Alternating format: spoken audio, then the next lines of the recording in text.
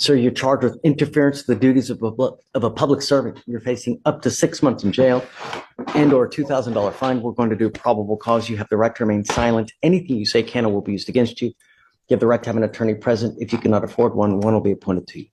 Yes, Judge. An officer initiated a traffic stop in Harris County, Texas, after observing the defendant exceed a speed limit of 45 miles per hour and make unsafe lane changes. The defendant did not have his driver's license, but told the officer his name and date of birth.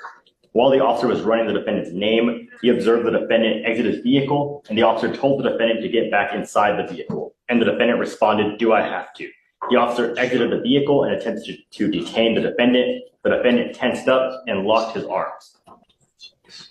Everything is conclusory. What has he done wrong? What? It was the initial lane changes, unsafe lane changes, and the exceeding the speed limit that prompted the stop. And then at that point, he was just stop. How exceeding speed limit? How fast was he going? I mean, I spoke to the officer this morning, who told me that he was pacing the defendant at 54 miles per hour. Okay, in a what? I'm sorry? In a what? I mean, if it's on 610, he's fine, right? And then he's interference duties. What is he interfering with? What did he do wrong? I think it was after the stop was initiated, the officer was running the plates. The defendant stepped out of his vehicle. The officer told him to get back in the vehicle. The defendant said, "Do I have to?" The officer told me that. And that's the basis of arrest? See how it was. Please. Don't. Are you losing? Oh, sir. Okay.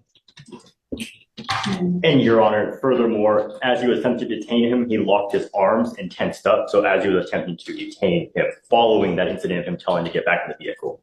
And it was that. That's the basis for arrest. It was just a temporary detention. He was just attempting to detain him while he was trying to investigate. What's he doing wrong? What's he doing wrong?